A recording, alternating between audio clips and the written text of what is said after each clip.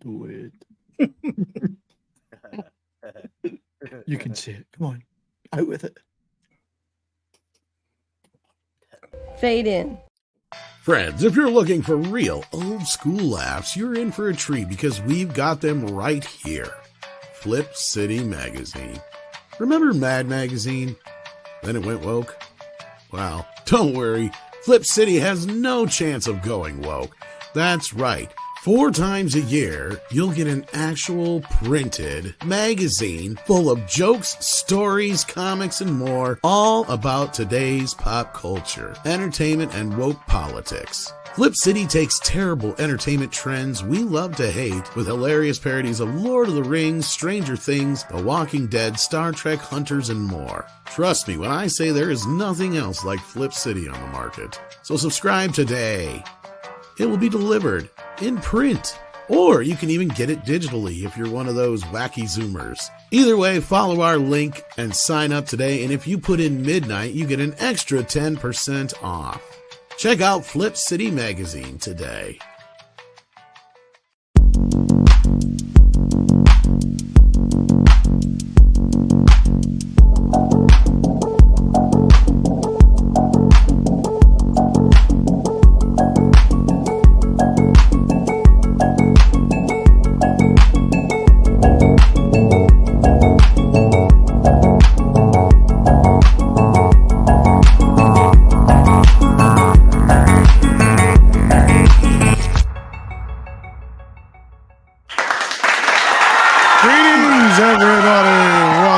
To Midnight's Edge After Dark.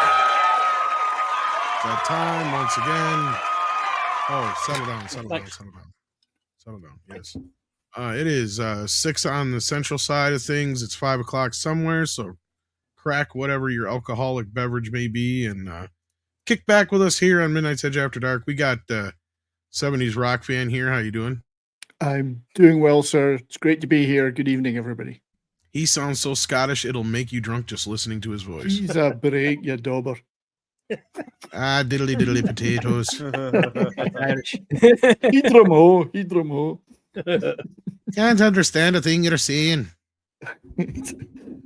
Just look it up in a book. Fucking Scottish bastards. Just read the book. The book. What? The book.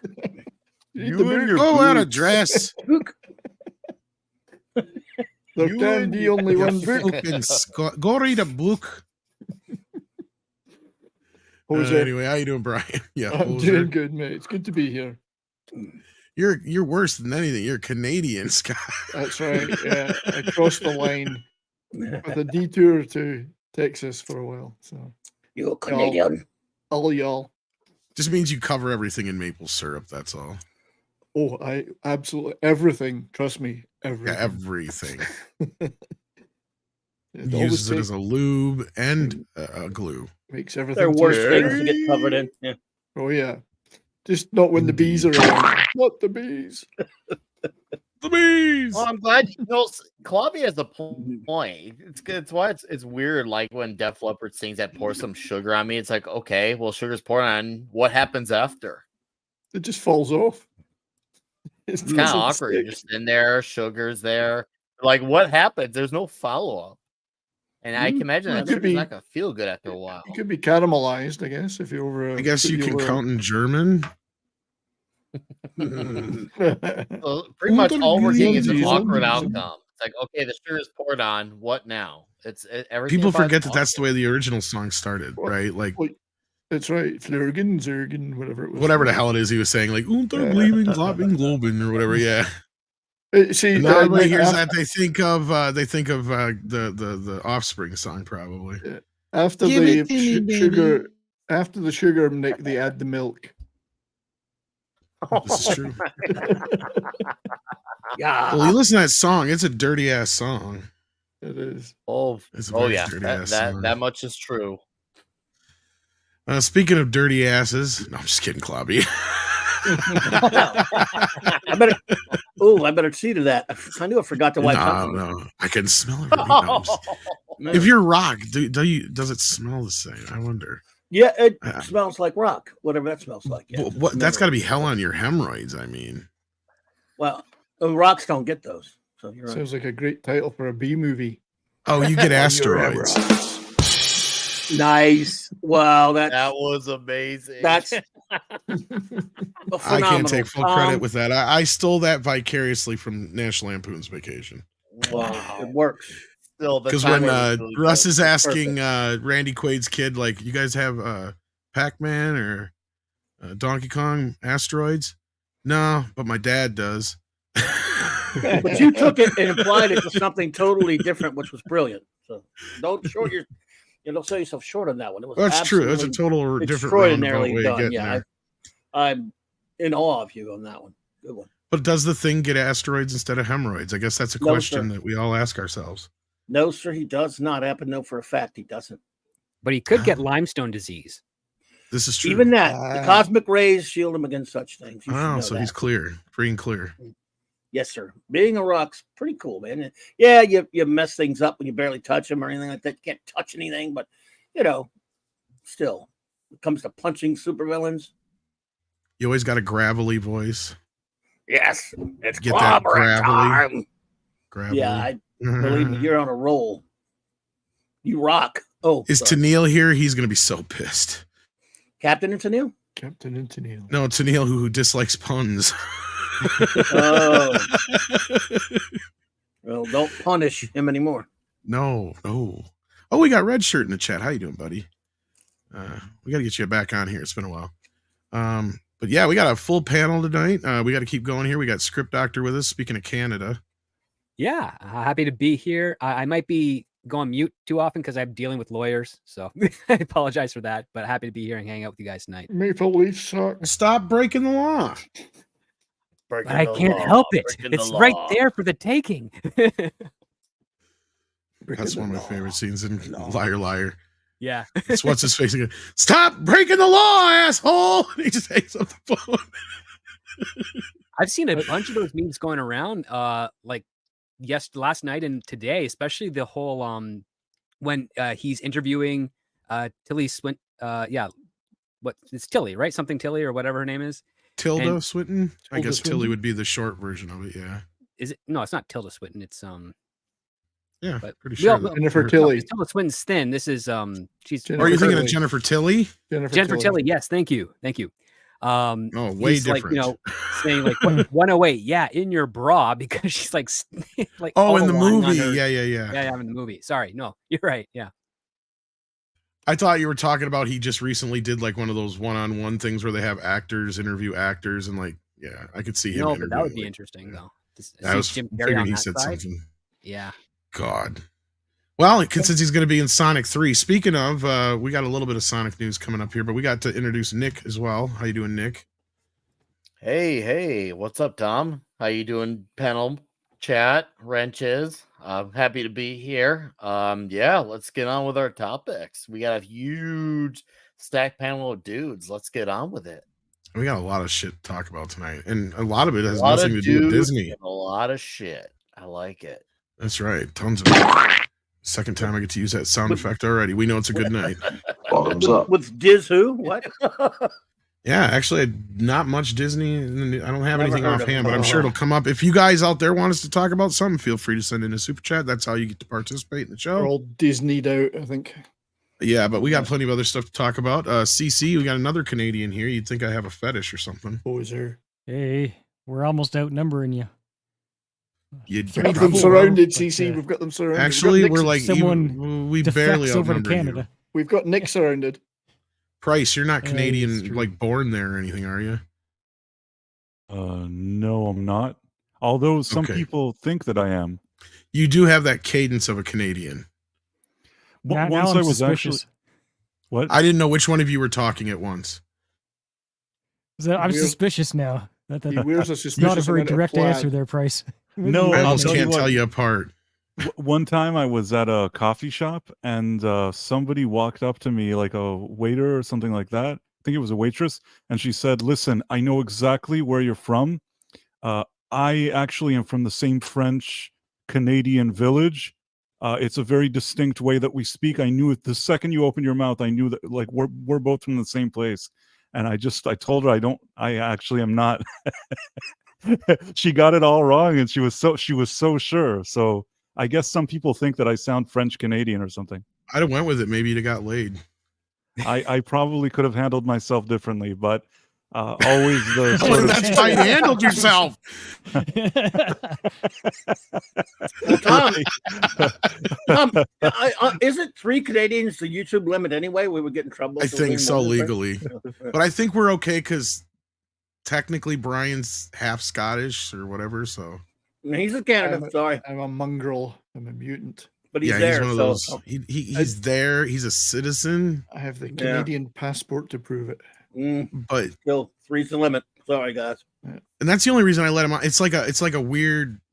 What do you call it? Not an oxymoron, but It's a ratio. yeah, that too. Just a moron. Well, in no, my it's a case. thing where I can't be near him because we're natural enemies because I'm mostly Irish and he's Scottish. But Right. since he's Canadian, I can So allow it. I've got the Irish, so I can counterbalance that. Well, that's okay. You're Canadian and Irish, Potatoes, so like, potatoes. oh, you diddly diddly. Diddly. Potatoes. Oh, he did not 3 diddly me. I used to see, I could see Ireland from my house. You fucking liar. Spent so much time in Ireland. You can't see 3 unreal. feet in front of you. What was it? If you could tell which one of me was talking, you'd hit me, I bet. How do you confuse an Irishman? Show him 3 shovels and tell him to take his pick. Fuck you. Yeah, anyway. Price is also here, but I think we kind of already introduced you in the same time as we did CC, but also welcome to both of you, of course. We've got some news to talk about, so I want to get in on that because we got some big stuff to talk about. We got a rumor to kick things off. So this is actually sort of kind of good news, I guess, depending on your taste. We've got some Highlander rumors coming in here from Joe Blow. So it's not just Joe Blow nobody saying this here. It's actual Joe Blow news. So Highlander remake rumor is Michael Fassbender the villain. A new rumor from industry insider Daniel Richman suggests that Michael Fassbender is in talks to play the villain in the Lionsgate Highlander. The tea leaves have aligned in the industry, and the industry insider Daniel Richman sees another casting for Lionsgate's Highlander reboot emerging from the pattern. According to Richman, Michael Fassbender plays the villain in the Chad Stahelski directed reimagining of the classic action film. According to Richman, Fassbender is in talks to star alongside Henry Cavill as a Mongol warrior. Please remember that whispers about Fassbender's involvement with Highlander are rumors. We must wait for Lionsgate to make it official. The new rumor already has Highlander fans buzzing about Fassbender playing a version of original Highlander villain, the Kurgan, portrayed by Clancy Brown. Was he mongrel? Or Mongol, I mean? To be Mongol. I don't. Yeah, I was just going to say. Do you know how You just made close me the say Mongols? mongrel. You know how close the Mongols were to ruling the entire world? I don't know. I just work here. That much away. But anyway, yes. Yeah. I think Kurgan was a Mongol. Well, at least he was living amongst them. Whether he was born as an Then he immortal. threw it in Kurgan was steppe. Russian. Oh, okay, but he's from the steppes, perhaps. So they. Well, I they just are- bring that up because I'm wondering if it's not going to be the Kurgan right away. Maybe not. We might get a different villain in this movie to kick things off. I thought they already made this. We're all working on this thing. Well, Shooting it's getting closer to shooting. Oh, It was supposed to start shooting almost a year ago, actually, but then between the strikes and everything like that and a rewrite, it was waiting. But then just a couple of weeks ago or a week ago, we got the announcement that Chad Stahelski was going to be overseeing not only the John Wick franchise, but a Highlander franchise going forward. And plus, Henry Cavill also said he was working out and getting ready to go shoot Highlander in some Instatic video. So I'm assuming they're probably going to be starting to shoot in April, I think was the original rumor I had heard. They were supposed to start shooting in April a year ago, so that's probably about right. Gotcha. And I think the movie's supposed to be out early next year or summer of next year, something like that. It doesn't sound like he's a direct casting as the Kurgan. Then it could be a different immortal, if he's an immortal. He might not. That's what I'm wondering. Well, yeah, he'd be the villain, so I'm assuming he would also be an You would think he immortal. would be. But Yeah. he's not. I mean, if you think of Clancy Brown and the physical, he was physically imposing. I'm not sure Fassbender is quite the same. No, but I could see him playing. Well, he's a big guy, and I could see him playing Yeah. a good villain. I mean, he already did in X-Men, obviously, and he can generally play those shifty kind of characters. And it depends on what kind of villain he's going to be. It could be a different kind of villain than the Kurgan was. I mean, that's something we haven't really explored in Highlander universe yet, is like a shifty villain, right? Like somebody who pretends to be a friend for the longest time, then you realize that this person's not your friend, and that could be also an interesting kind of newer take on this. Like these guys have been friends for hundreds of years, and then he finds out that this is the guy that killed his wife or something like that. Or, if people are going to get real pissy about changing the story though, but yeah, you know what I mean? I'm just throwing it out there as a example. I have nothing to go on. I have not seen a script. I haven't heard anything other than I know that they're going to set this up for a franchise, and it's not going to be a direct remake of the first film. I think it's a good choice though. Fassbender, again, good actor. Mhm. And if they are going for someone like his look, given how imposing Henry Cavill can be, that probably leans into the crafty nature you're speculating on. Yeah, I'm just saying I don't see him necessarily having to play like a Kurgan type villain. Yeah, it's more cerebral than that usually in these roles. Like, what if he's the type of bad guy where his goons kind of like disable the Highlander, and then he just comes up and then chops off the head and takes the power, right? That type of thing. That could be something played around. I could see Fassbender. Yeah, that's similar to the character in Endgame, but yeah. Yeah, exactly. Like they've already done it. And then there's the they did this TV show where a kid was an immortal. Like he was like 12 forever. And that he always preyed on the on his appearance so that he could kill other immortals. But that's just one of the few times I actually saw something inventive with the Highlander franchise. So what we do know though is he's not playing an Egyptian with a Spanish name and a Scottish accent. Yeah, we haven't heard anything. I mean, that's another thing. We're assuming he's playing the villain just because of what Richmond said. Maybe he is going to be playing more of the Ramirez role. We don't know that yet. Although I do say that the smart thing to do would be give Antonio Banderas whatever the hell it takes to get him to play the role, because that to me is inspired. But maybe we won't even see Ramirez in this movie. Yeah, it could take place in different time frames. Like that's the thing, is usually the flashbacks always correspond with something going on in the modern day. So that's the gimmick. But yeah. Are they even going in the same route as the original? Could it be a completely sort of different story than the original? That's what I'm putting on the table here. Is from my understanding is that it's not going to be a direct remake of the original. Now that doesn't mean that they won't go to that point and eventually, but from what we know, we just know they're setting it up for a franchise, and it's not going to be a direct remake. But it doesn't say that they're not necessarily going to eventually get to the same kind of story. We don't know. I'm okay with it. Could that. be all the original too. If they can tell some original new story, I don't have an issue with it. I mean, I like the original for what it is. If they want to do something different with Henry Cavill, and Michael Fassbender is a good actor, whatever role they decide to do with him, this sounds like it could be good. If they're going to do something different, okay, that's fine and dandy. I actually think that's actually a preferable outcome. Well, then it might as well just be labeled a follow-up and not a remake, because that doesn't sound like a remake. It just sounds like a sequel. Well, they're establishing a new universe with this. So I'm sure they're going to have their own set of rules. Cavill is playing Connor. That I guess is confirmed. But I mean, even if, like I said, one way or another, I like Fassbender as an actor. I think he could play villains just fine. Even if it is the Kurgan, it could have been a worse choice. But I guess we'll have to see. Anybody else got anything to say on this? Clobby, you've been quiet the most, I guess. But I don't even know how much of a Highlander fan you are. I kind of like the first movie. The second movie doesn't exist, but there was a second movie. I never heard of this. No, it doesn't exist.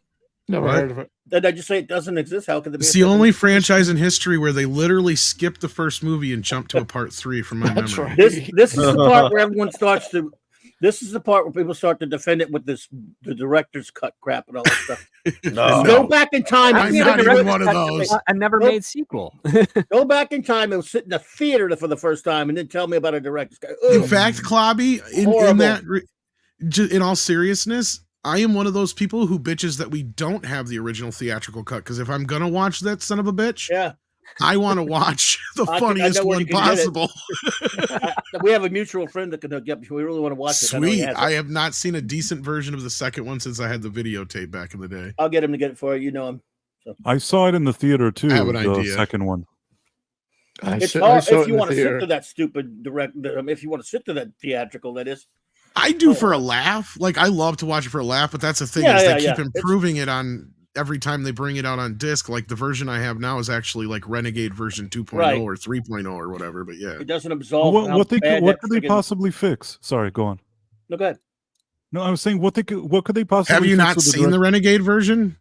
I've only seen the one in the theater, and I never wanted to see it again. Okay, so what the Renegade version does, it doesn't actually fix anything, but they take out references, right?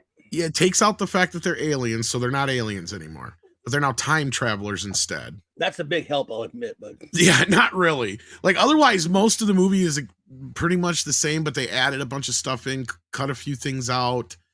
Like I said, they're time travelers now, but otherwise, most of the story is the same.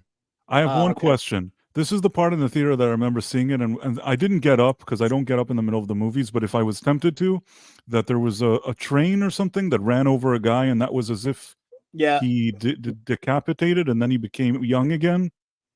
Do you remember something like that? There was, and they still retain that, but the way they do it here is instead of them being aliens from another planet, they're literally from the future. As long as you have that train stupid thing with that's how he comes back. I think that nothing you can do, you can't fix it, and you can't fix it. Well, they try to explain it that he has killed all the other Highlanders in his time, so he has technically won the prize. But it doesn't matter because they're all from the future anyway. So it's like, so what's the point of fighting at all? It is the stupidest thing ever. No matter how they've tried to fix it, it does not work. You know, I can't believe we spent so much time talking about a movie that doesn't exist. I know, right? It's crazy. I don't know.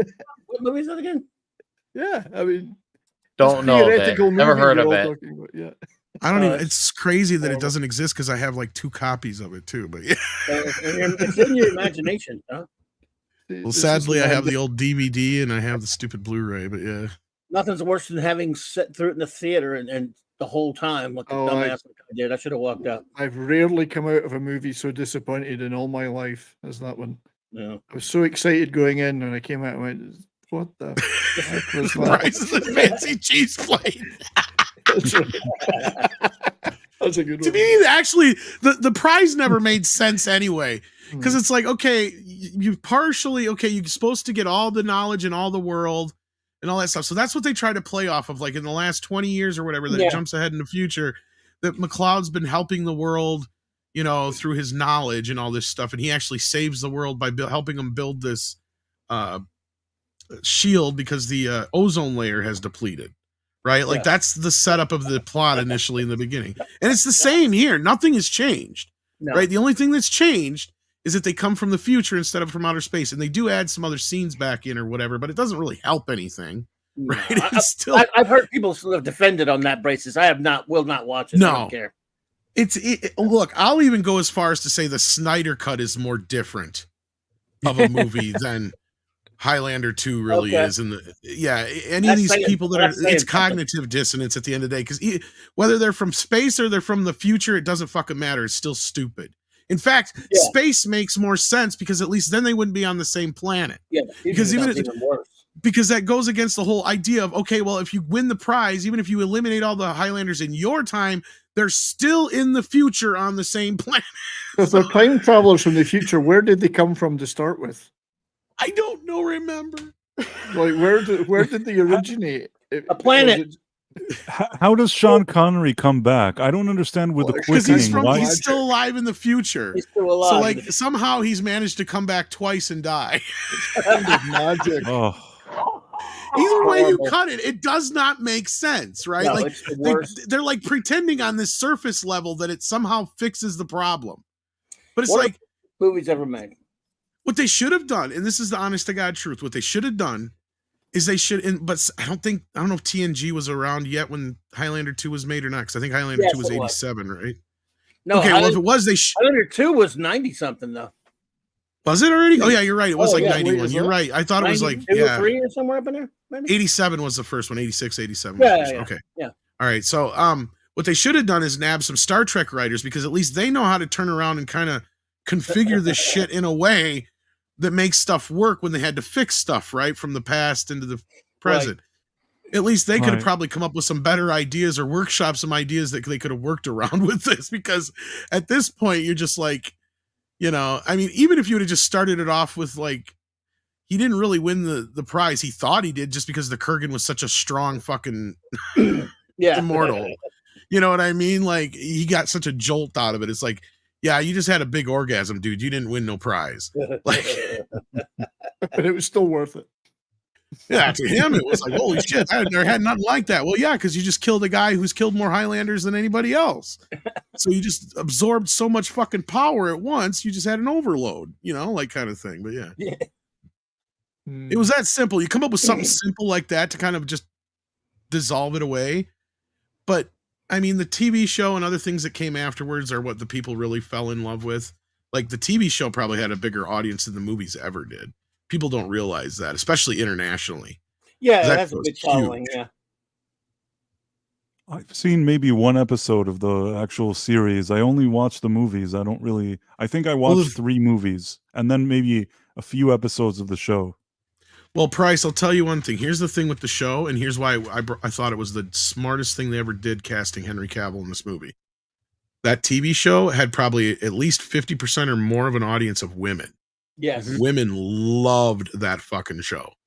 In fact, I've had multiple girlfriends. That's how I got into Highlander. I wasn't even into Highlander until I had a girlfriend that was into it. But I'm like, well, this is cool. Yeah. I kind of knew it in passing, but I knew it from the series. I never really seen the movie. I didn't see the movie until I was like 16, 17 years old or whatever. Like, when I saw it, I'm like, holy shit, where did I not see this all at my life? You know, like, this is the coolest movie I've ever seen, you know. And then I saw the sequel and I'm like, what the fuck was that? You're very lucky. I haven't met ladies that like Highlander. They only like Sex in the City and Gossip Girl and Twilight and I don't know what. I've seen a lot at that of time. them. I'm not even. I think 3 might have been out, but I know the series was strong because she was like really into the series. That was her whole thing. She was into Adrian Paul. Sorry, Clobby, you were saying something. No, I'm sure you. Adrian Paul was big with the ladies, big time. He was big. Lot of fans. Big Yes, fan base. indeed. The ladies like him. Yes, sir. He's somebody I'd like to get a hold of and talk to. It was good to be Adrian Paul for a while there. Oh yes, I bet it was. But only if you were Adrian Paul. Well, yeah. Not only that, internationally, the show was shown with some titillating nudities. It Yeah, was. no, Shot in Canada, so yeah, they got away with a lot. Get it. Lambert was on a few episodes. I think he was only in the first episode, sadly, but I yeah. thought he was on But then more thought it than was one. more Maybe than not. one. Could be. I thought it was more than I one. think he's only in the pilot, but then the movie they okay. did together. The movie. Um, I think oh, I The okay. movie pissed me off. Endgame did, and that's when they had a similar character to what Script was talking about, where he was breaking all the rules. He was killing people on sacred ground. He was having other immortals gang up on immortals with him, and that's where I said that movie made no sense. It's like you've got two immortals, and he's like, you got to kill me to be able to beat this guy. It's like, no, you're literally set up to where this guy's done nothing but break the rules, and so are the immortals. You have it in the movie. You guys breaking the rules by fighting together is not really going to be any worse than what everybody else is doing, and it's more heroic in this sense. Just do it. That would have made. That's the movie everybody wanted to see, was these two teaming up and kicking ass, right? Like, we knew it was against the rules, so you had to find a way to make it okay. Well, you did, because you had the bad guy breaking all the rules. You had the good guys even breaking rules by keeping immortals alive on purpose. Because if you remember the movie, they've got this dungeon where they're keeping immortals alive, but they're in like this sleep rest, and that's where Christopher Lambert had been for years, supposedly. And it's like, it makes no sense, but it's like, okay. And they also got the Watchers, so nobody can ever really win the fucking prize. It doesn't make any sense. Yeah. You got so many immortal, like the TV show introduces this idea as like the movies are like, oh, there's barely any immortals around, but you go to the TV show, it's like everybody's an immortal. It's kind of like The Flash. Yeah. It really was, yeah. Because again, they're trying to re-engineer the concept from the first film, which is that yes, they're all fighting for a prize. It's like, well, once you get the prize, where do you go from there? If there's no more immortals, the whole strange attractor, the thing that brings people into it, is gone. And so on the TV show, they're like, we just got to keep making more of them, and we have to have Yeah. like I think there's a sidekick character that dies in the Yes. first season that ends up becoming like the ward, so to speak, of Adrian Paul's Yeah, character. yeah. There's a couple people like it's just so unironically that they're hanging out all the time with them, and then suddenly, oh, they die. Oh, but they're actually an immortal. Surprise! It's like, how many times can this happen? Because that's the other thing is Ramirez is seeking out, Christopher Lambert in the beginning because he knows they're supposed to be an immortal here, right? Like that's kind of like their thing, and that's what they should do is just take the prize out of the equation. What it should be is there's good immortals and there's bad ones.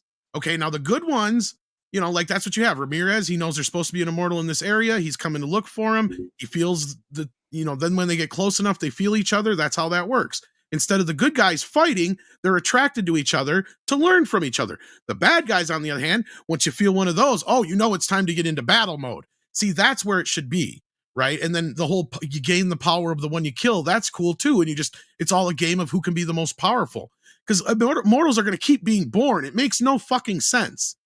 Right? Because now you get to play into temptation, right? So the good guys are the ones that can resist the temptation, and the bad guys succumb to it. So now you have your allegory to like your light side and dark side. Dude, you can run with that. Yeah, the prize never makes any sense anyway. Because it's like, well, what is it?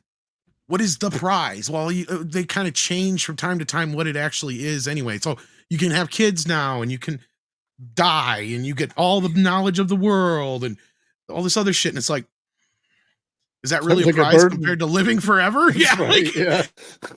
Jesus. I mean, most of these guys got it pretty well dicked. I mean, can I return this prize? Let's see what you guys are saying out in the chat, though, because you guys have been very generous here. We got a $2 super chat from Dondi Bedstuy. That's a new one, unless you changed your name or something. I don't recognize that one. Hello, everyone. Y'all need to hit them likes. Well, thank you for that. We appreciate that. And welcome to the program if this is your first time here. If not, we got Angela Richter, who became a member. Did we catch what level it was? I think one of the mods probably did. Let me look. Maximum effort, I think. Maximum effort. Oh, well, then we got to do, let's see here. We haven't done this one in a while. There we go.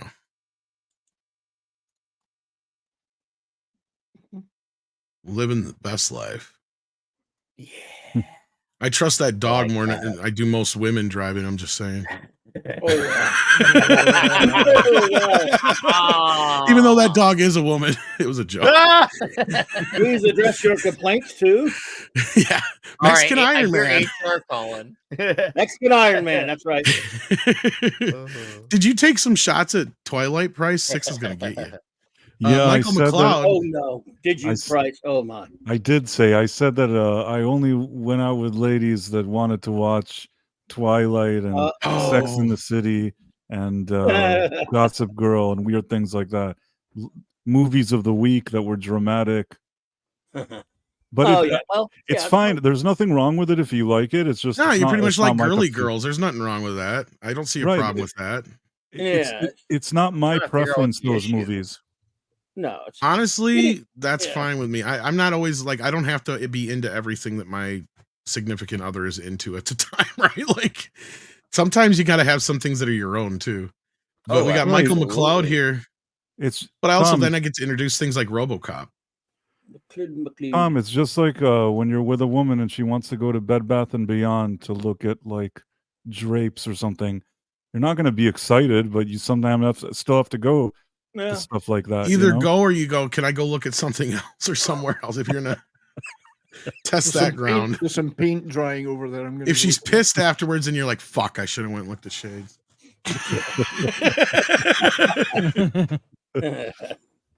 Note for next time. We got Michael McLeod here. I don't know if he's any relation to Connor McLeod or Duncan McLeod. He's McLeod of the Clan McLeod. Send it 20. Oh, we almost got to have Brian say that. Yes, we do. We have to say it. Say it, Brian. I have to say what? Sorry. I was playing my bagpipes. Are you busy? Oh, no problem. What am I saying? I wanted you to say McLeod of the Clan McLeod or whatever. Connor McLeod of the Clan McLeod. There we go. That sounds more accurate. I was playing my bagpipes. Didn't you hear them? Yeah, I heard something. I didn't know what it was. For it. Hang on. He's playing his freaking bagpipes. I think he's trying to get hold of Jonathan Davis from Korn. Can you be more of a stereotype, please? You're not trying hard enough. Anyway, not trying at all. Michael McLeod says, if anything, Henry Cavill should have been the villain because he's built like one. Fassbender, if it's true, I don't see it. I see that, that's an opinion, I guess, Michael, but to me, like, Fassbender generally plays villains, so that I can see. And as far as Henry, like, Henry reminds me of Duncan more than Connor. Like, I can see where they're going with the look, right? Clearly the womanly, like, the women are going to fawn over Connor in this movie compared to in the earlier movies, where Duncan was the one who was getting chicks even more so. But yeah, they probably weren't too big into Duncan fucked, I think, a different woman in every fucking show. I swear. At this point, one Lambert girlfriend for a while, I think that was it. Yeah, like everyone else, he was banging. The one that died and ended up being a fucking immortal. I remember, right? Yeah, she died in like her 40s, and she's ended up being immortal, which I know every woman would be really thrilled about. That's what I'm saying. Everybody he knows, it's like, oh, you just happen to be an immortal too. What a small fucking world. It's just like the Flash. It's just like John Wick. It makes more sense in Highlander. Like John Wick. Everyone's an assassin or part of the John Wick universe. In on it, even the kids. There's no bystanders. There's no civilians. Well, I noticed that. What is it? By the second or third film, you start to realize there's no kids in this universe. Like, there's no kids and no civilians. Everyone's involved. Yeah, everybody's a part of it. Like, I like, this is a video game. It's got to be at this point. But thank you, Michael, for the very generous 20. That's insanely generous. And sorry you don't see it, but well, I guess we'll have to see what the audience thinks when it comes out. Aiken sends in Australian $7.99. Thank you. Says, do what Dragon Balls did. Once you get to the last one and the prize, the power dissipates and starts all over again. Yeah, see, that just kind of is pointless. Like I said, I think it's, if you just build this idea that there's a good side and a bad side, the bad side seeks out the power, the good side just gains it through defense. Yeah. I mean, that's great stakes. It's like no one immortal can have all the power because they would be able to rule the world. We have the line to make sure that doesn't happen, and that's why I sought you out. Like, that would be a great premise for a Highlander. Makes sense to me. Yeah. Instead of having like just this one thing, because then it kind of defeats the purpose of being friends with anybody. Yeah. Or everybody's Ramirez being, or Ramirez even being his mentor and shit like that. But anyway, 6 sends a pooper sticker. Yeah. You would have to fight ultimately. 6. She sent a pooper sticker. I'm sure she's feeling poopy because she's not here. I'm sure you're working tonight, so sorry about that, 6. That sucks. We're at least not talking about Disney tonight. At least not yet. Yeah. They haven't done anything stupid yet or stupider yet so far. Well, there was some stuff that Bob said, right? but I'm saving it for tomorrow. So yeah. But no, I'm kind of looking forward to Highlander. This is not a bad choice if true. So even though it's a rumor, I think Richmond has a pretty good track record. I'm looking forward to who they select to do the music. Well, I heard he's using Queen music for that much anyway, but as far as the score, I have no idea. Yeah. Stuart Copeland did the second one. Hand in hand, right? So what one? Sorry? Copeland did the one that doesn't exist. Yeah. Well, Mike Kamen did the first one. So when I think of most of the themes I think of are Michael Kamen ones, yeah. So I love the music in the first film. I mean, it's the mix between the two is just amazingly brilliant. Yeah. And the beauty of that is that Queen, they saw an early cut of the movie. It wasn't even finished yet. And they loved it so much that they didn't even have to be asked. They went and wrote like 5 songs for the movie.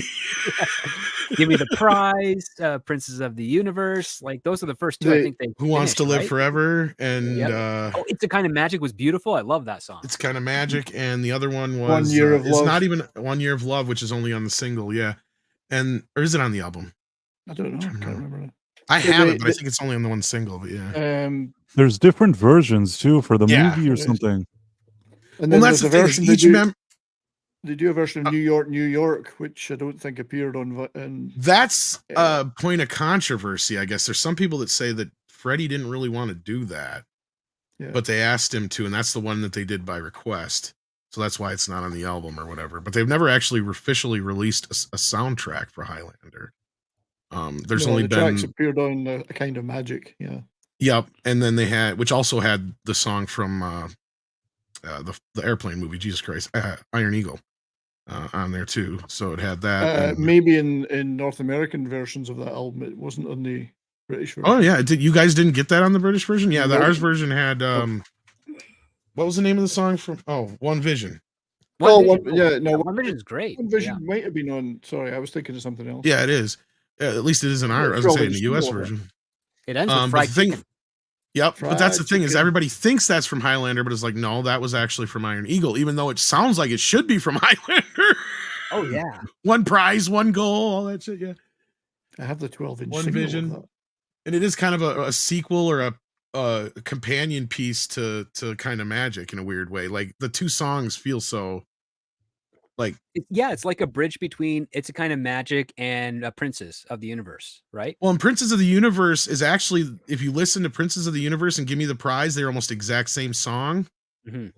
So it's also kind of like a musical thing where they use similar melodies and tones, but only I think in Give Me the Prize, I think it's more of a minor key than a major key, where in Princes of the Universe is in a major key or whatever. Remember, but they're basically, if you listen to the two songs, they're almost identical.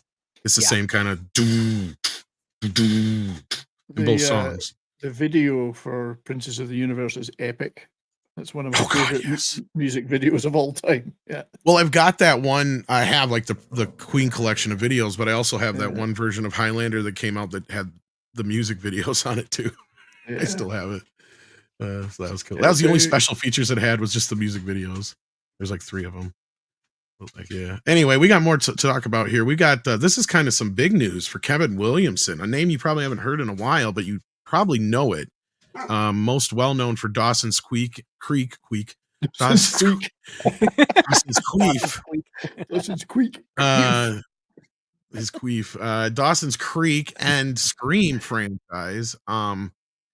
A very prolific writer in Hollywood for many years, and then he just kind of fell off the map. I don't know, Script, if you've known if he's been up to anything much in the last few years, but then all of a sudden, out of nowhere, it feels like he's got this huge deal with Universal where he's going to be doing television versions of The Game, which is the Michael Douglas film from about 25, 30 years ago. The It Girl, The Waterfront, and also The Rear Window, probably Hitchcock's most remade and ripped off. Christopher Reeve was in one of those remakes too. Yeah, the television one that's hard to find. Yeah, I think it's on YouTube though. It's a little troubling, don't you think, that he's being hired to adapt these things for television when it's like, why? And what does he even do? I don't remember that this guy is he that good that he can adapt all these shows now? Well, like I said, he was big with Dawson's Creek and Scream were his two big prolific things. That both of those, you can make them disappear, never talk about them again, and I'll be fine. You know what I mean? Like, if that's your resume, then you should probably stay retired or whatever he was. Yeah. That's just my opinion. If you like Dawson's Creek, that's cool. That's totally cool if you like that. I don't like Dawson's Creek so much, but Dawson's Creek?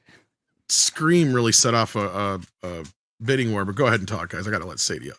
No, I just said if Six is listening, if you like Dawson's Creek, that's totally fine. Just not for me. Well, he's kind of like a drama horror writer.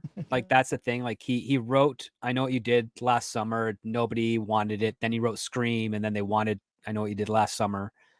And over the last, like, I mean, I think he was a part of the Scream television series that like E or Stars was doing. I think that was like the first time I remember hearing his name again after a while, because he kind of went dark.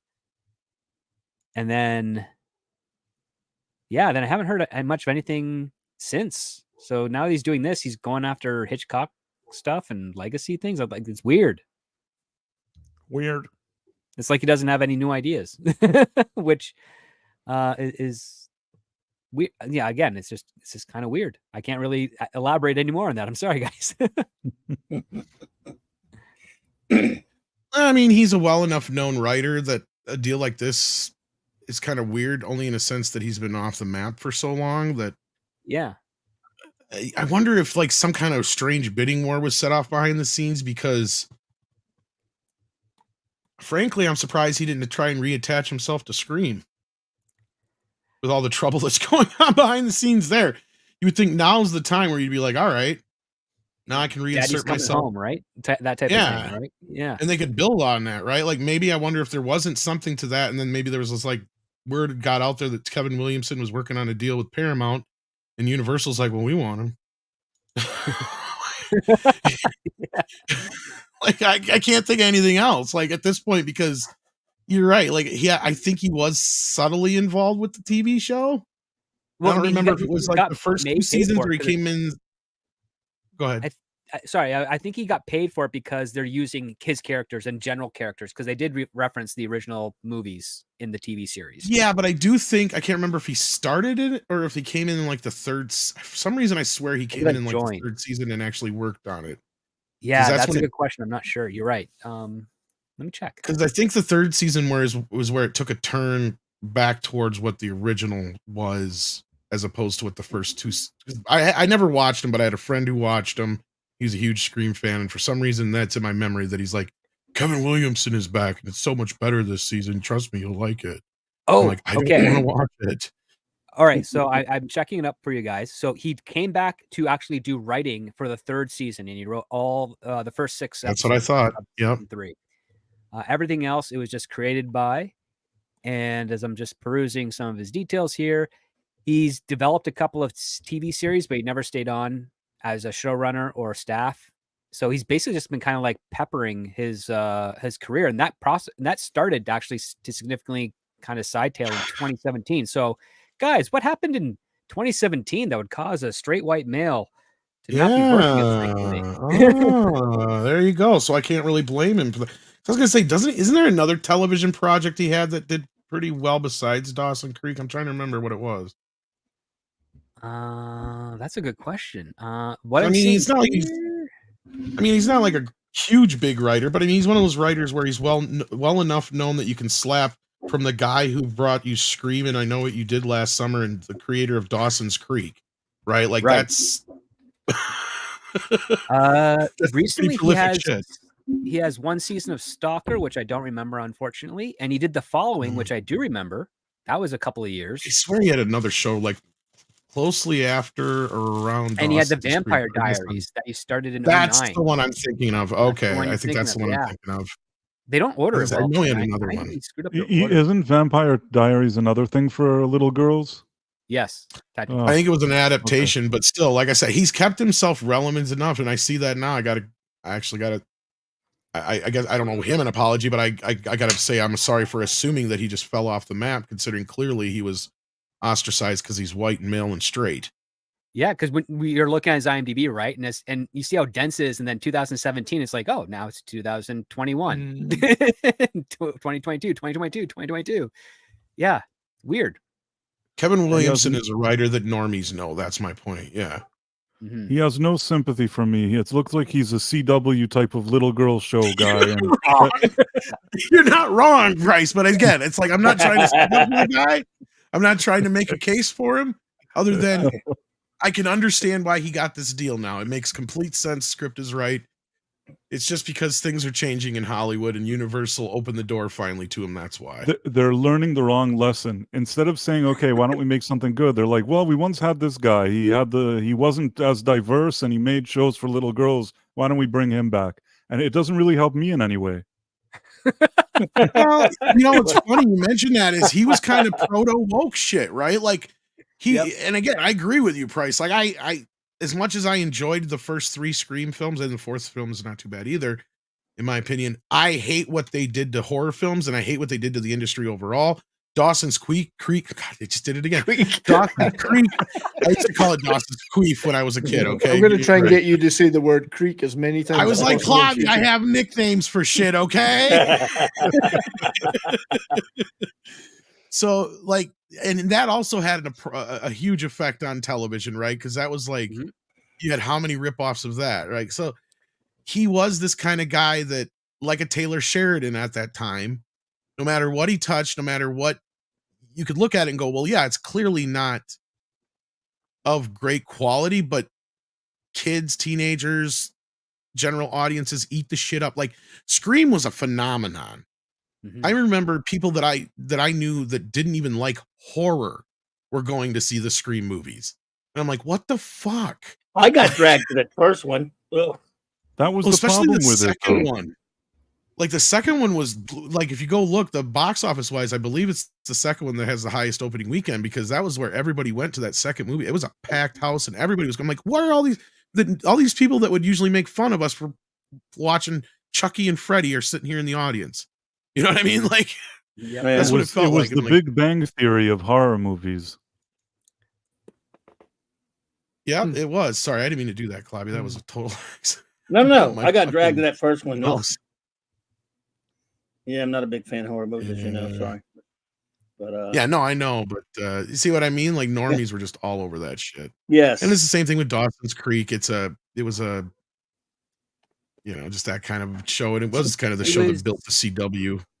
It was because it's Yeah. Dawson's Creek was like a girl's perspective of the Wonder Years, so to speak, right?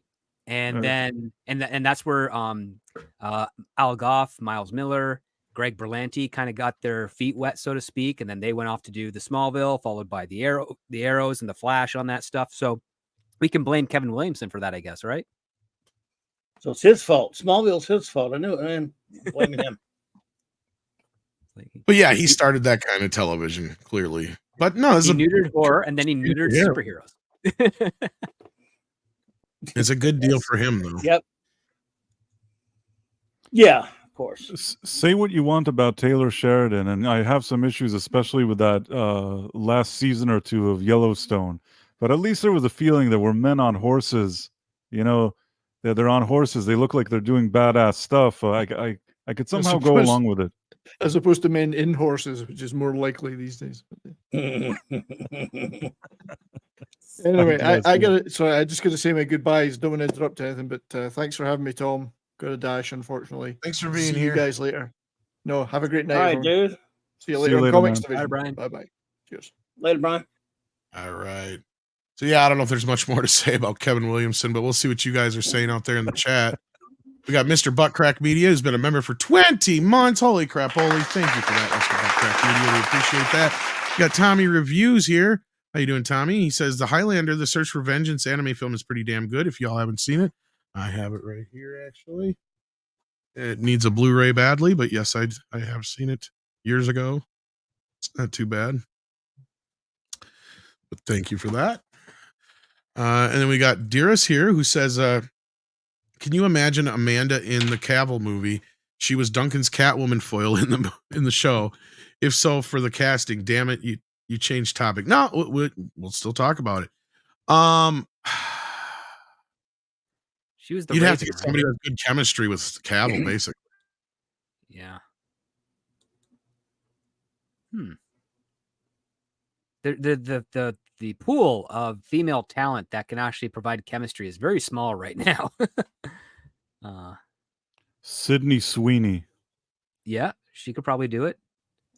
Who was the girl in Top Gun Maverick, the female pilot? She was not bad. Monica Barbaro. Yes, Monica Barbaro. She was pretty good. See, sometimes I know stuff. The only If thing there's- Sorry, go on. I said the only thing that makes me wonder about this version of this movie is that the TV show and the movie were always, I mean, pretty much the driving thing behind the romance was these really overly romantic, basically Harlequin novel cover sex scenes. And Cavill just come out and said something about not liking to do sex scenes because he didn't see the point. So But I'm that's, like going, that's the Highlanders. The moment he says he's like 400 years old, women drop their pants and jump in bed with him. Like, that's the gimmick. they're like, he's got that much experience. Shit, I got to find out. Yep. He's old but looks young. I'll do it. Yeah, it's like, all right, he's got to know something. Like, I mean, that's the thing. I'm gonna like, how are they gonna handle that? Unless he means, well, it does, pertain to the plot. I guess I don't know. I didn't see the whole interview, but yeah. Oh, and thank you so much, Red Shirt, for gifting 5 memberships. Appreciate that. I gotta get on Andre's case. We need to have a membership stream very soon. But yeah, yeah. As far as the Amanda in the Cavill movie, I don't know if they'll have a similar character or not. I'm sure they'll have some kind of woman character though in the story. Blabs the Tower Tard sends in 5 and says, fun fact about Highlander, it's is Lambert is very, very severely visually impaired. So, yes, this is true. It was really dangerous to shoot the fight scenes. Yep. Like pickles, yay. Well, guess what? I like turtles. And yeah, I according knew you were to gonna do that. everybody who worked with him, it was quite harrowing at times. In fact, I believe it was what's his face who played the Kurgan, Clancy Brown, said he almost got sent to the hospital because Lambert would practice the scenes with these heavy prescription glasses, and then as soon as they would go in front of the camera, he'd take the glasses off. And even though he had special contacts, he's legally blind. And so yeah, he damn near took everybody's head off, I guess, at one point or another. But Clancy said he got pretty fucking close going to the hospital over that a few of the scenes they were in. But yeah, that's I guess now he's like almost completely blind, sadly. But yeah, I can't imagine how he did that for years, though. Just crazy. But I guess you adapt. We got 6 who goes, what's going on with the bidding war over the live action Looney Tunes movie? Dawson's Creek sucks. Dawson's Creek does suck. Has there still been any news about the Looney Tunes movie? Oh, there hasn't been a whole lot of news. I know anything about it lately. I know Amazon was in the running for it. Or at least they were the ones that looked like they were out front.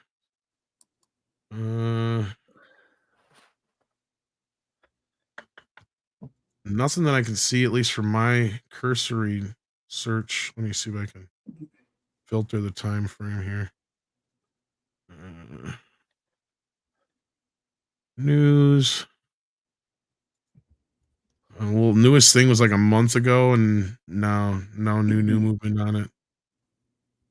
They rally behind it in November. That's other latest thing. So yeah, it's just been sitting there, I guess. It's been screened, but Apple, Amazon, Netflix all saw it. They turned it down or didn't take it, and that maybe tells you something about the movie, I guess. Oh, we got confirmations of rejections now? I'm just saying that nobody has like announced that they picked it up or anything. Oh, like okay. that. Okay. And it's been that long. You'd think by now we would have heard something, is my point. I'm kind of assuming. Mm-hmm. Mm-hmm. That one might have to be wait and see because maybe they're doing negotiations. Could be, but you would think you'd want to build off the momentum of the hype at the time. Ideally, yeah. I mean, like you'd be leaking that to the trades. It's like Amazon's expressed interest or something. Like you want to do that to. Yeah, it's a good question. It makes you wonder. But no, unless 6 you have something, go ahead and send it to me. I didn't see anything new on my search, but I'm not as good at that as you are. So if there's something out there I missed, go ahead and send it to me. But we got another story to get to in the meantime. Mission Impossible's Christopher McQuarrie severs ties with his entire rep team. It's an exclusive from Deadline. He had a major change in his representation. He left CEA. His longtime manager, Ken Cummins, at Key Creatives, and his attorney, David Fox. I'm told he will be represented by Matt Glazer over at Greenberg, Glusker, and he is the attorney for Tom Cruise, with whom McQuarrie has been a regular contributor on the Mission Impossible blockbuster films. And this is a shocker reverberating around town. It sounds like McQuarrie has a lot of his runway lit going into the future. Among other things, he is a producer. He's producing, the outer space movie that Cruise and director Doug Liman are planning at Universal. So I guess there's a lot of drama here in the conveyance of the exit. But if McQuarrie has his dance card set far into the future, it certainly seems like he will be saving a lot of money in commissions. None of the parties were available to comment. I will add if that changes. So, yeah. Interesting move. I know it's not something that all of you guys may have a comment or something to say about, but to me, it feels like there's been, between this and the Tom Cruise setting up shop over at Warner Brothers, just a lot of movement going on around behind the scenes there in that party. Yeah, no, there definitely is a lot of it. It makes me wonder why, because it seems like I wonder if it's just maybe the absolute underperformance of MI. I mean, even if that's the case, that's one movie. That's a too big of a quick overreaction. Or maybe there's something more. Maybe it could just be that they just don't want to work together anymore. They're on a Could be sinking bad ship. deals. Yeah. Say that I again? have I have a theory, although it's based on nothing, just maybe an instinct. I think that Okay. the Mission Impossible does have something to do with everything that we're seeing now, even if it's not the only issue. Because I think that think of it if you're Christopher McQuarrie, you're doing a great job, you're making money for the studio, and then you have this Mission Impossible one that the part one Dead Reckoning, and you had this international illness in the middle, couve or whatever, and you did your best with it, and then they came, and I think that the studio didn't read the map correctly with releases like Oppenheimer and Barbie. They somehow weren't able to get the IMAX, and then you know how it is in Hollywood. Once something goes wrong, they don't say, "Okay, well, we made some mistakes here." They immediately point to the person that maybe didn't make the mistake and tell them that they made the mistake. And maybe Christopher McQuarrie and even Tom Cruise weren't feeling the love because the way they saw it, they really pushed and they made a good movie at the end. And it was the studio that, in their eyes, didn't handle the business properly. So I think that probably started the initial tension. Then throw into the mix Zaslav trying to wow Cruise and by extension McQuarrie, and maybe even McQuarrie feeling that his own representatives didn't fight for him when they needed to. And at the end, it kind of looks like a stain on his resume that his movie lost a ton of money when it was something that actually was a good movie that could have made money. So this is my instinct that some of these conversations took place behind the scenes. Obviously, when there's companies in trouble and people offering money, it starts also changing the balance of the politics behind the scenes. And I guess he is very much unified with Cruise, and maybe they have some plans, and they probably figured that it was a good time to unload all those CAA people who, from my experience, are, and this is just, I'm saying my opinion, and this is me actually having experience, that I think that they're a bunch of lazy losers. But that's just me. Well, you're not wrong, because over the last couple of years, there has been a big question about how relevant and useful agents and managers are in Hollywood, especially with access to Zoom and direct contacts that you can procure yourself with a little bit of elbow grease.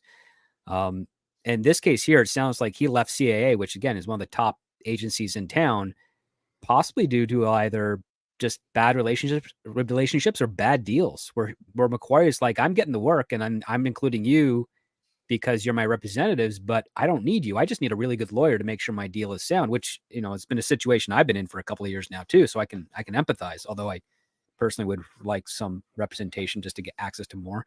But for McQuarrie, he doesn't need that. McQuarrie's a household name. You know, he can go into any studio, any meeting and get a pitch, you know, for 10, 15 minutes without any issues. He doesn't need Brian Lord or anyone else at CAA to do that. So I think this might be a part where he's going like completely freelance and independent, which he's earned the accolades to do so. And he'll save a lot of money on the back end as well for it. But I'd love to know what the dirt is as to why he made this change now. I think, Price, you might have some, I think your speculation might have some merit to that. I also want to add, first of all, I agree with everything you said, and I want to say again, and I'm sorry I'm always cryptic, but this is something that, again, I can speak with experience, that a lot of times these agencies like a CAA and other ones like them, those top Hollywood ones, what they do is that if you're not in a CAA and you're working in entertainment, you really have to roll up your sleeves and do a lot of hustling and really pushing yourself and really getting things done. These agents have become so big and so comfortable that a lot of the times all they do is they're basically sitting around and waiting for an offer for somebody Leonardo DiCaprio to come in, but they're not making outgoing calls. They're just pretty much sitting around, and somebody calls them and says, hey, there's a contract here. They're like, great. And then maybe they do a little bit of negotiating. They cut the big check for themselves, and they're all happy. And a lot of times what happens, and this is also something from experience, the people that are smaller, that are not as big as like a Tom Cruise or Leonardo DiCaprio or somebody that's bankable, the more that you are the smaller you are, the less effort they feel like even putting into you. Now, that's not the case with Christopher McQuarrie, but it only emphasizes how lazy they can be, that they're basically just sitting around. They're not looking to do a lot of work. They want to make the money and do as little as work as possible. And once you reach that kind of what Tom was saying, or you were saying that you're that kind of name of like Ms. Christopher McQuarrie, maybe you just say, I don't need them anymore. What am I paying these guys for? Well, and they speculate in the article here too that, if he's got his ducks in a row for the next few years, what the fuck does he need to pay them for? He's basically Yeah. paying them for jobs he already has. And that's basically goes along with what you guys are saying, and I see that in this sense. If he's got something set up with Tom Cruise and or Warner Brothers or somebody else that we don't know about yet, and he don't need these fuckers no more, I would be the same way. I'd be like, why should I pay you 50% of what I'm already doing for myself? Well, it Right. also goes back to a lot of celebrities have their own production companies. And what's the purpose of those production companies? They hire a staff to go find scripts that they would like to do. Like Team Downey, before, which is Robert Downey Jr.'s production company, before Bill Ferrell shut shop of his production company was Dirty Sanchez. You would basically, if you had a comedy or something that appealed to their interest, you would be submitting to that company directly. And if they wanted it, they would then start the development process. And that's when managers and agents would get involved. But since that's become a lot more of the norm, especially over the last 25 years, you would see, well, now each actor has built their own internal team that's essentially doing what their manager and agent are doing. So what's the point of the manager and agent, right? And the best part is it's a lot easier to fire people within your own team than it is to fire a manager or agent, because sometimes they have certain non-termination clauses at certain points. Like you have to be within this contract for this minimum amount of months or years, depending on these deals that are procured by your representation. So when you do it internally, kind of like decentralize it from the big entities of representation in Hollywood, it makes it a lot more flexible that you can have better pay for your staff. And instead of them getting like 10 to 15% of the gross points on the stuff, they have a steady salary. And that's what motivates them to work for you more, as opposed to, okay, you're going to get one job every 3 years, and that's going to be your 10, 15%. And then you have all these other clients that you have to delegate all the attention to for that same 10, 15% across all of them. And it's one person or a small team within that bigger agency, but you as the talent, as it were, are constantly losing that money when you can probably reinvest it more economically with your own production company. So that might be the attitude that's going to change. And if that starts to spread more and more, especially among top tier talent, then you're looking at the agents and managers in Hollywood kind of shaking in their very expensive loafers. Yeah, I mean, really, pretty much agents and managers are nothing more than elaborate secretaries. Let's be real. They keep your calendar for you. They can tell you if you're busy on a day or not. That's about the best they can do. They can do the talk and walk the walk on certain aspects, on certain things, but it's getting to a point, like you said, with more direct contact with people, where it's a lot easier. Like, it's not like these actors are off in the Sahara filming for 6 months and don't have, internet or a phone like they used to where it was like they were off the grid, to a point where, yeah, you had to have somebody to kind of represent you while you were away and doing other things. Really, what your agent does for you now, you can do with your own phone. Yeah. Right? Like, your phone can remind you of things. It's like, oh, am I busy in 6 months from now? Yeah, I got this thing. Oh shit, no, I can't do that. Sorry. But if it was And 5 months, I there's could. And there's a whole quarter of the agency representation area where they try to act as your employer, where they tell you what you're supposed to be doing. You and were whatnot. talking And about that's not- that before. And yeah, exactly. And that's not the relationship. And a lot of new talent falls for this a lot. That's why you have, hot new actors, young actors, like, why are they doing all these weird movies? It's because their agents are treating them like they're their employees, even though it's the other way around. And they're not actually making real decisions on the work that they get. Like, that happens a lot up here in Canada. I know actors who are like, oh, I got offered a commercial, but I don't want to do it because it's not a brand I endorse and I don't like certain stuff. But my agent tells me I have to because it pays. And it's like, well, your agent doesn't get to determine that. Like, they may have got you that job or that offer, but they work for you. So if you don't want it, you reject it and you tell them, don't get me associated with, that company or what have you, if that's your prerogative. But there's a lot of pressure because, again, it's a win-win. You're recruiting that agent to work for you using their connections to try and get you more work, and they're taking a cut of that. But those connections are no longer exclusive to agents anymore. Actors and directors and writers are talking to each other a lot more these days than they ever were back in the 90s and prior. So yeah, it's basically raising the most valid question. Who are you? What do you do here? Really? You know? Yeah, with social I- media and other aspects, it's so much easier for them to discuss things. And how many times I've heard stories, and it even is the same with us in the interview world and journalist or whatever you want to look at it. Because I hate it when I got to deal with a handler or an agent or a manager, because then it's like a brick fucking wall. But if I actually get a good rapport with the actual person, it's a totally different story, right? And it's the same thing I've heard a million times over, where they're like, where sometimes an actor will fire an agent because they find out, oh, I could have done a Tarantino movie, but my agent fucked it up because he didn't want to take the low ball offer they gave us, or some shit like that. And it's like, I don't give a fuck about the offer. I just want to do a Tarantino movie. Well, and that's where script is talking about the agents are making the decisions more so than the actual actors are. And a lot of times you'll hear the story of, oh yeah, if he'd have just been able to talk to me, I would have been like, yeah, I'd have done it for nothing. I'd have paid him to be in the movie. Like, then the agent would make the excuse, well, that's why you need a fucking agent. And then he's like, well, you know what? Yeah, maybe in certain cases, but in this day and age, I think people can make their own decisions for the most part. Maybe a manager you still might need in certain cases. Like, Six and I are kind of half-ass joking in the chat about, like, a manager's a little different story. If you're somebody that's that busy, you might need a manager to be able to manage all this stuff for you and keep like a safety wall between you and certain people at certain times. But I mean, even at this day and age, it's almost useless.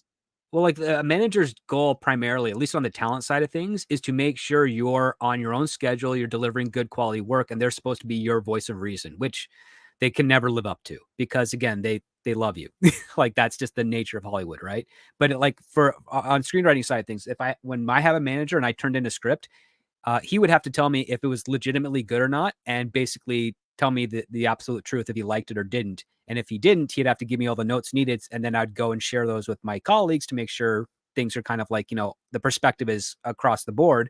And then I'd do a rewrite in order to get it up to snuff so that I'd be in a condition to sell.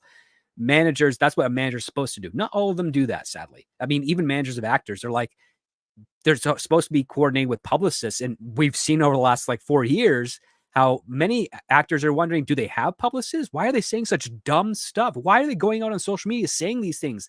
That's the job of the management and publicist team, to make sure they don't do that to ruin their image.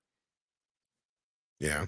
Well, and what has happened is they killed the movie star, and that's why they made themselves obsolete in a way, because doing what the things that they've done and making the moves that they've made. And these guys like Ari Gold is depicted in Entourage with the real Ari, what the hell's his name? I think he's at CAA now or whatever. He's him and his team has merged with CAA over the last year. Yeah. So. What the hell's his last name? Lerner? Keep forgetting. No, he was related to that dude, Emmanuel or something like that. Ari Emanuel, right? Yeah, yes, that's it. Ari Emanuel, yeah. Yeah. I just wanted to add, I agree with what you both were generally saying, but I will say that there is value to a manager. If, let's say, a person, talent, has a manager, a lawyer, and an agent, and you asked me, I think the manager is the most important, then the lawyer. I mean, the lawyer is important too, but you don't need to have him on payroll. You just have a contract, let's say, so you pay him to do that specific contract. And the rest of the time, you let your manager handle it. And I think that that's the best way, where you can at least save some of the fees. A manager is still important, because not every person that's a talent knows how to get on the phone with some studio and start arguing about money or start arguing about other details. And sometimes the talent doesn't want to do that.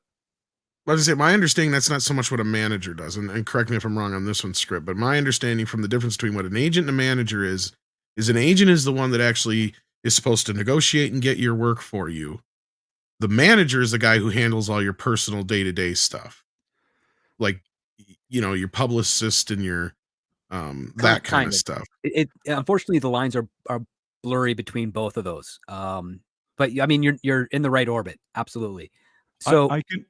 Sorry, go on. Well, the thing is, it's weird because, again, I work in two variations of the same industry. In Canada, we don't technically have agents. We have managers that do the job of the manager and the agent. But they've also got shops that are set up in the United States where they're just managers, and then they work with certain agencies. And the agents are usually like networking connections and starting the negotiations. Managers kind of proofread the contracts with lawyers as well, but they also have to make sure that the brand of you as the talent is stable and good and meeting the expectations required. At least that's how I know it to be on the screenwriting side of things. On the actor side of things, it varies all the time. Like I've got emails from actors who have emailed me and says, yes, I'm interested in your project. Here's my contact with my manager and agent. Reach out to them to negotiate the terms. And then, of course, you get blackballed by the manager or agent because they don't want to work with you or whatever. But that's the best I can really like say on that side of things. The price has more on the talent side of things for like actors and musicians. And Yes, stuff. I actually Please do. share that with us. In my experience, I can say that you guys are sort of right, but in not in all cases.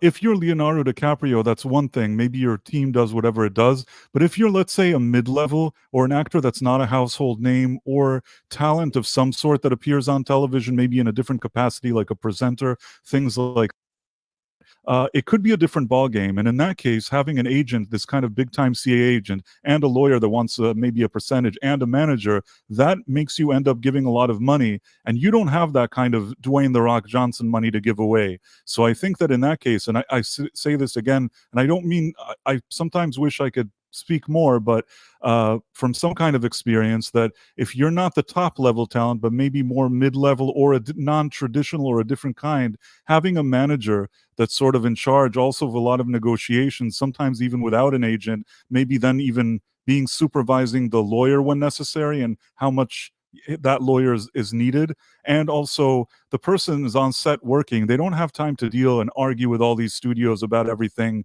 Right. There are managers like that. I'm not. I won't say anymore. I guess. Well, no, but see, what you guys are telling me is it sounds more and more like you don't really need both. Like one is all you really need. It seems like to me, and a manager makes more sense because they're out for your best interests, more or less. It seems like to me, it sounds like in most cases more so than an agent, because an agent to me, they're gonna only tell you about the jobs that benefit them at the end of the day. It feels like. Because they don't work with you on a daily basis like a manager does, at least in my understanding. On this rare occasion, I'll say that it's possible that at one point of time, I may have functioned as a person that does both. But there you go. We can change to another subject now. Yeah. Not well. If you don't want to talk about it, that's fine. But I mean, yeah, like otherwise, maybe price. So maybe no. price I mean, I gave as much information as I could, and I also highlighted that this was not the Leonardo DiCaprio, somebody that's a different type of talent, but still one that appears, as on-screen talent, just in a different way. Mm-hmm. Wait, you know Leo? Who? Huh? Yeah, right. Is that song about you? I don't know what you're talking about. The Leo song. Yeah. You know Leo. You're friends with him. I know it. Leo? I have no idea what you're saying. Leonardo That's DiCaprio. Perfect. Guys, keep that up. You're good. I don't know.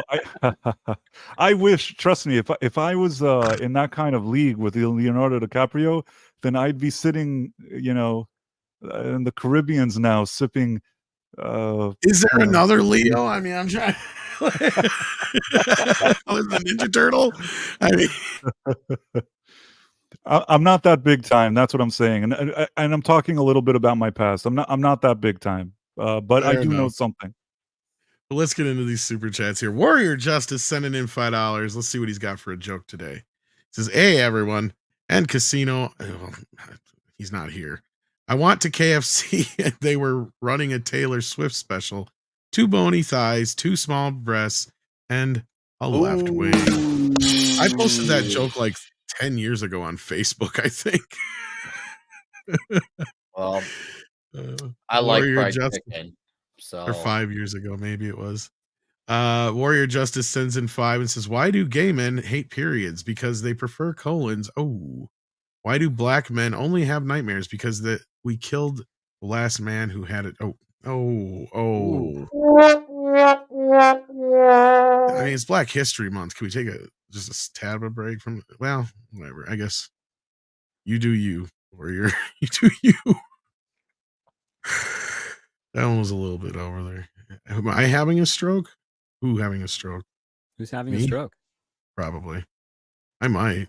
I hope you don't. I think he meant Price because he was like, who? Leo, who? Well, I thought he was fucking with me too, like you did. You're just like, I was completely confused by that whole thing, but I'm not friends with him, so no. but yeah, on the Christopher McQuarrie thing, I think it'll be interesting to see. Did any of you guys, Clobby, Nick, you guys are pretty quiet on that one. CC, anybody? Mhm. I mean, you guys covered it, so Y'all are high and dead. yeah, Okay. I'm alive. Yeah, you just said this. A lot of stuff Well, that's been said, Script and Price have been absolutely killing, and of course you as well, Sir Tom of the Connors. So I got some slight breaking news that I don't know if we're going to get deep into. We probably save it because I can't read the let's get story deep. because Rolling Stone sucks, but Well, yeah, and Snow is white. right. Oh, well, you two wake up now. Jonathan Majors has 2 more women to come out forward to accuse the actor of abuse. Ooh. 2 women allege they were physically and or emotionally abused by Majors. Their accounts were first referred to in the Rolling Stone piece that revealed how Majors' abuse allegations went back a decade. So these are women that we've heard from already. But it sounds like they're going to say more. So I'm sure this will be an ongoing thing. I just thought I'd bring that up since Six sent me the story in the background. But as you see here, I don't have a subscription to the Rolling Stone because I would not give those dirty bastards money ever. So there you go. Yeah, I think we kind of have the idea already from the previous version of the story what that is all about, and we'll just have to see if they're going to go forward with any legal cases at all. I wonder if Yeah. he ran away from them too. What was that, Script? I wonder if he ran away from those women too. Motherfucker just keeps running. I know. He's a hit and runner, right? Like, essentially. He thinks he's Forrest Gump or Oh. some shit. Yeah. I just kept running. Oh, Lord. But anyway, we do have another story that we can get into here. That this is an interesting one. This is one we've talked a little bit about before, at least not this specifically, but we've talked about new Oscars and the need for some new Oscars. And it looks like we're finally going to get a new Oscar category since 2001. Which remind me, is that when they added the best animated feature script actor, if I remember right? Yes, correct. And is that the same time they separated to 2 different music categories, or is that something else I'm thinking of? I think that might have been that year. And I think, yes, you're right. Because they didn't change the Oscars again until I think 2008 or 2009, where they increased Best Picture from 5 to 10. Yeah, whenever Dark Knight came out. So, all right. Yeah. What we have here, folks, is a new award, and the award will be Best Cast.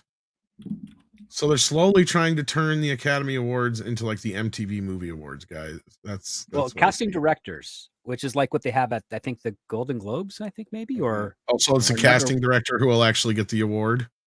Yes, it's about the casting director. Yes, which 20 years ago I would have been all for.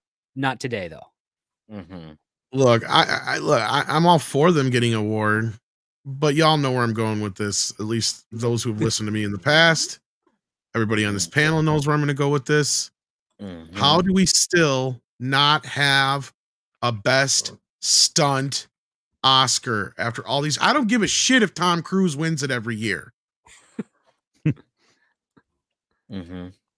Yeah, you're right, though. I see what you're getting at. It's so weird that we're at this point where all these changes that they've made to pander to all these people who give minimum effort, and I'm going to say it, minimum effort, and yet we have all these stuntmen and women who put in for some of them, their actual lives on the line to do all the work that they do. And they also make the stars shine because a lot of stars can't do their own stunts because if, obviously if they get injured, there goes the movie. Where is that proper credit from? Like, Graham, I know we always say like we're tired of pandering, but there's one thing that would be, I guess you could say, a legitimate concern of actual pandering for people who actually have merit to their name. It's the stunt workers. Absolutely the stunt workers. It's insane how we're at this point. And yet we've been we've had Jackie Chan's, the Bruce Lee's, the Jet Li's, the Keanu Reeves, all these movies where we see all these people who basically carry the movie for all our action scenes. All of these memorable scenes are from our stunt workers and still no credits for them. It's almost like the comic creators who put in all their work only to get snubbed when the movie comes out and they don't get the proper credit. Typical Hollywood. There's my thought. Yeah. Anybody else? I mean, you could start by making good movies, and then the Oscars could consider the possibility of nominating good movies that anybody's actually seen and cares about. Try that and see if they might be relevant. Well, I would argue, considering the pedigree or lack thereof of the younger generation of talent that has come out, I think casting directors should be embarrassed and not rewarded with an Oscar Academy Award category. Generally, like, where are the beautiful women? Where are the dashing men? Regardless of, like, ethnicity, just where are they? Where's the charm?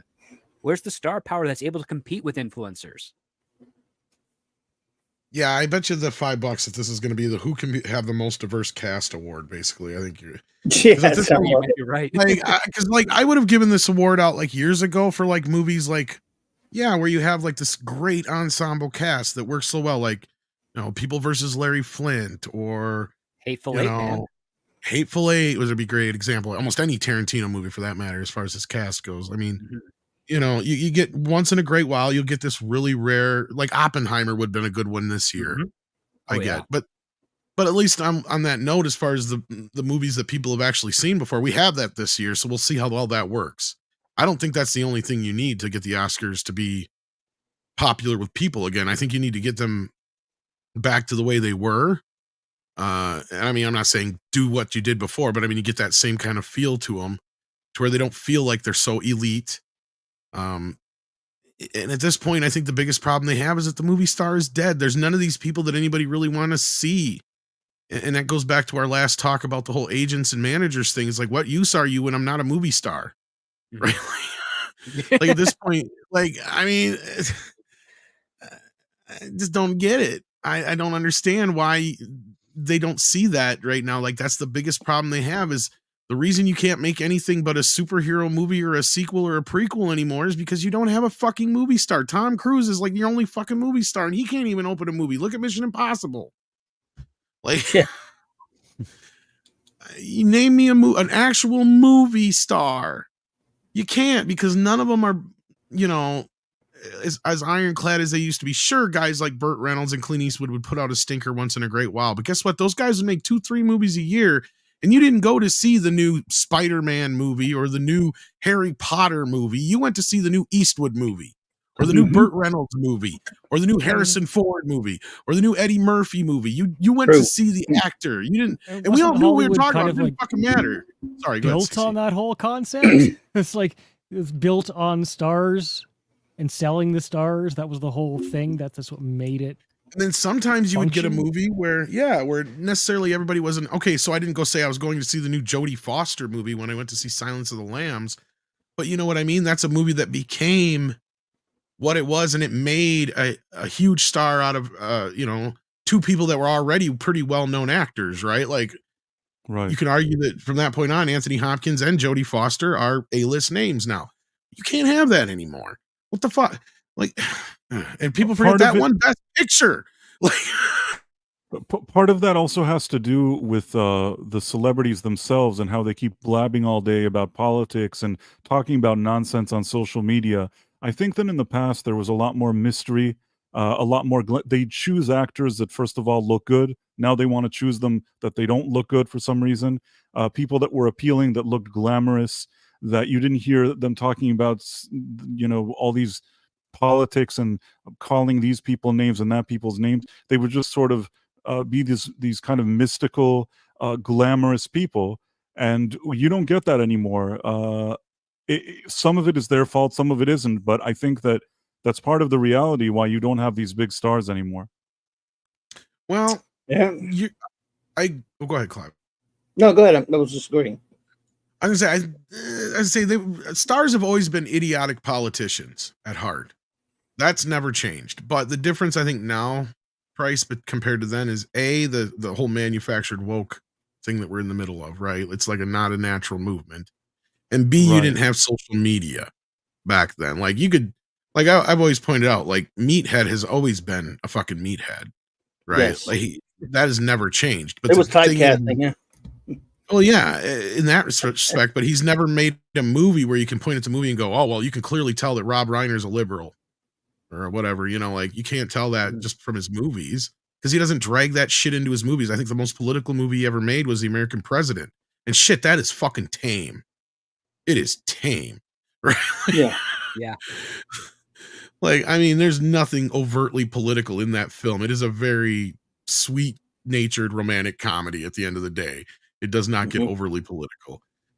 So my point being though, like, because you had once in a while, you had Hanaway Jane and you had a few other people that would speak out and say something stupid once in a great while in the public, but you didn't have the effect you have now, Price, like with social media, right? Like we get, you know, fuck, we get a new one every year, it feels like now, or every few months, whatever you want to call it. Almost a bingo card level of quality or quantity. Weird, right? weird.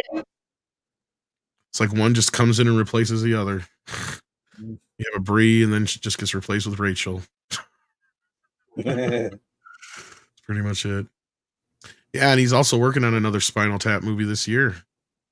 Those who are curious, speaking of Rob Reiner. But yeah, I just don't see the point in this now. Like you said, script on top of, it's almost an insult. It has been an insult every time they've added an award or changed something, and they have not thought to add best stunt and also a category for the best stunt performer or whatever too as well. I mean, you have a few of them. You've got like best stunt with like equipment, and that'd be, you know, your vehicles, best vehicle stunt, best, you know, fight choreography stunt, and best, like, you know, death defying stunt. Like there's 3 subcategories you could explore here that really show the talent. But I mean, it also comes to the other aspect, which is within the stunt world community, they feel they do a good job when you as an audience member can't tell when it was a stunt guy and when it was the actor, and they don't like a lot of attention. But at the same time, it's like you got to reward them for the bravery and the perseverance. Yeah, and I don't see a problem with that. Yeah. I mean, even if they added like a retroactive kind of, I mean, I would at least be okay. Well, at least that's a gimme of a sorts. Where if they did like a lifetime achievement stunt award every year, that maybe Like the "you made it to the end" award. yeah, you lived long enough and you did a lot of cool stunts. Yeah. But I mean, not only that, I mean, like a stunt crew also possibly deserves an award over like a singular person plus maybe a crew in general. But no, they're the one place that I feel like has been completely overlooked. And yes, for the part of the reason, like you said, and that's kind of also a play on the whole, you know, Fall Guy the song too, with the, you know, I'm the guy that makes Clint look good and I'm the guy that makes Bert look good and all that stuff. Right. You know? And that movie's He doesn't coming want out to be soon, known. too. Yeah, and that's coming out soon too. Yeah. So like, and that'd be a good time to promote that idea, right? Like that's Jesus. They used to be synergistic in the Oscars too with that shit sometimes. They would use what was going on to help promote both. Like if you knew you had like Jack Lemmon and Walter Matthau were going to have another Grumpy Old Men movie coming out, you would have them together on stage. Like it made sense. You know, it's like, because then you go, why the hell is Will Smith and what's her face together? Well, then they say, well, this summer you'll see us in this movie, and it's like, oh, okay, that's why. All right, you know, it makes sense, but they don't do that shit no more. I don't feel like. No, I mean, there's no kind of, I guess you'd call that like the life of the party type of aspects, is like when you see certain people collaborating together, like whether it's for presentations or whether it's just like we've sat these 2 people together because a reunion. You don't know in the next couple of months that these 2 are going to announce they're working on this huge tentpole film, but we kind of want to seed the ground a little bit, get kind of prime the pump, so to speak, so that when, you know, it hits in the trades, you refer to that Oscar shot that they did, you know, earlier that year. We don't, you know, yeah, you're right. We do not get that type of fun, that type of presentation. And or the Martin Short Steve Martin bit. Oh my God. Where they talk about the short film because they're presenting the short film. So there's a short chase film, or the Chevy Chase one. That's that one. But they also had Steve Martin and Martin Short together. But yeah, the short chase one was pretty good too. So if we did one together, it would be a short chase film. Anyway. Yeah, they just don't have that kind of fun stuff anymore. But any of you other guys got anything to say about this that we haven't said already? I mean, it's kind of. No, I've made my peace. Yeah, Price. Anything else, CC? Bobby? Good, buddy. All right.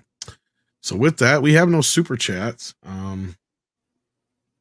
So I think we're gonna start wrapping things up. CC, you got Loki Oki on Friday nights. I know that much. That is correct. 8 p.m. Pacific for Loki's Late Show and 10 p.m. Pacific-ish for the post karaoke show, Loki Oki, where we like sing songs. Even though he's not there, he's still there in spirit. Yeah, well, we'll just have to keep pressuring him to join us. That's right. Price, what you got going on? Sorry, I was on mute. I posted a video, an investigative report about things that are happening with the Doctor Who production that I thought was very interesting. I recommend the video, but I guess I'm biased, but still I recommend it. And tonight at 10 p.m., there's the Quantum Leap Revisited on my other channel, Price of Reason Live. Hopefully Script will be there. Oh, yeah. And it's going to be an interesting episode. So we got that going on tonight. All right. Clubber, I think you have a show tomorrow night, correct? No, it tonight's the Clubhouse. Right. At 9 p.m. Central with our wonderful first officer Raquel and a real great chief engineer Mark D with a C. We're gonna have our usual Clubhouse stuff, our Blake 7-episode review and season wrap up of that, and a Star Trek review comic, and much more geek silliness. And so tomorrow night on my buddy J Man's channel, a reviewing of Frank Miller's Daredevil run. We're having a great time doing that. If you're a comics fan, Nick will tell you how great that thing is. And yeah. After that, I'll be doing something that Nick is about to talk about, and of course, in this Saturday night Star Trek, which always takes place on Saturday nights for some reason. So, thanks for having me, Tom. Appreciate it, man. Yeah. All right, well, no problem, and glad you could be here. And Nick, I guess take it from there. Yes, sir. I just for any of our comic fans in the chat, I just posted a video on what's going on with let's just say Ultimate Universe and my thoughts and skepticism on it. So do check that out. Tomorrow night, Comic Shop topic as well. Clawby will be a part of that show. And also, if you somehow missed it, I would highly appreciate you all watch the previous episode, Toxic Tuesday, as we paid our respects to one Carl Weathers talking the movie Action Jackson. So do check that out. And thanks for having me, Tom. It's been good to hang out with you and the dudes and chat. And thanks for being here. And for the wrenches, thanks for plugging in, our channels. We appreciate it. I'll see you all, a lot of you, in a little over an hour for Thursday Night Throwdown. Thanks for having me. Sounds good. Script Doctor. Yeah, I'll be over with Price of Reason at Price of Reason Live, talking some Quantum Leap. It's a good episode. It is. We get to see tonight. So go check that out later. I gotta crack into those Blu-rays. All right, and I don't know where I'll show up tonight, if anywhere. Otherwise, you can find me on the morning show tomorrow. Who knows? Maybe Me Radio will show up. Who knows? You're always invited to Quantum Leap. I gotta crack into my Blu-rays. I haven't watched them in years. You just have to watch one episode before. You don't have to watch all of them. True. I don't even know what episode you're on. I always say that, but I know how busy you are. But the door's always open if you ever want to come by. There may be an episode I'll run into that I'll try to catch up with you on. I find a specific one or something. Have you done the Beatles one yet? The Beatles? No.